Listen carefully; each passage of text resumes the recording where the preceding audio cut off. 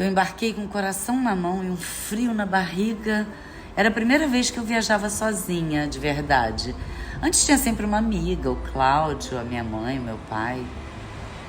A sensação que eu tinha era de que eu estava deixando uma vida para trás.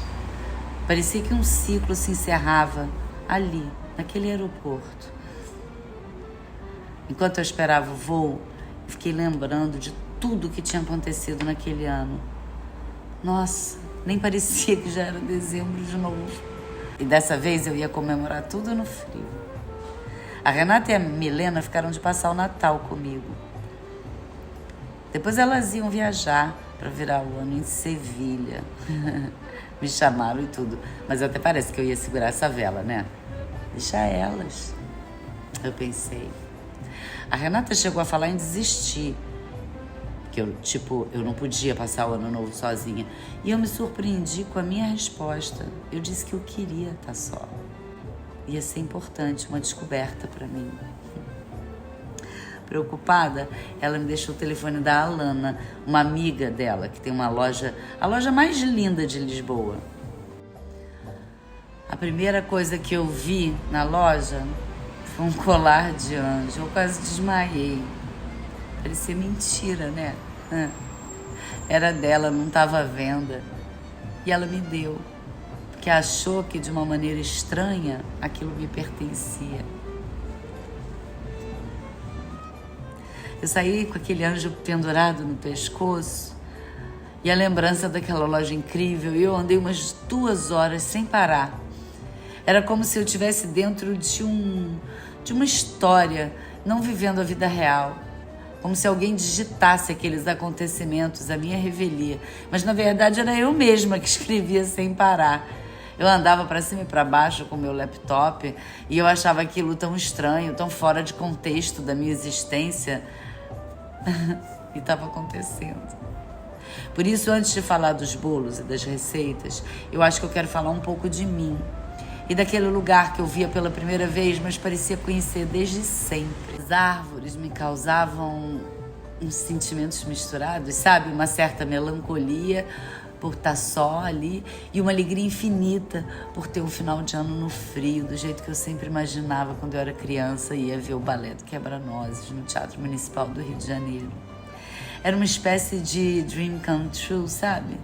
Eu olhava para aquilo tudo e sentia uma felicidade quase infantil.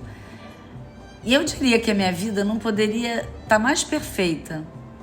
Não fosse um aperto no peito que cismava de me visitar toda vez que eu lembrava do sorriso do Serafim, do caminhar do Serafim, do simples fato de o Serafim estar por perto.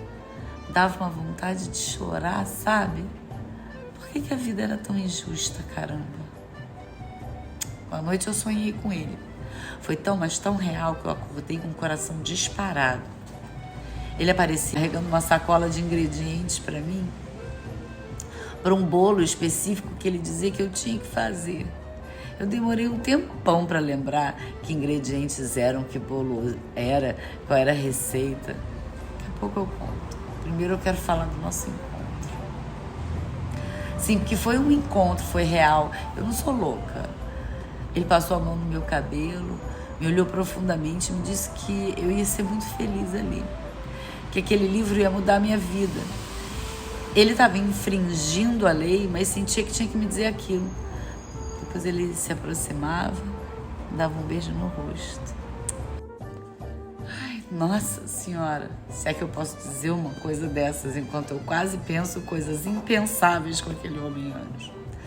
Mas minha Nossa Senhora, aquele hálito no meu rosto foi tão absolutamente real, verdadeiro, quente, maravilhoso, que eu acordei.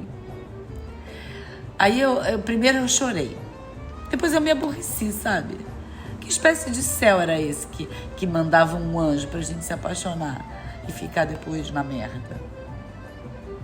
Que ajuda era essa de um anjo que bagunça o coração da gente daquele jeito?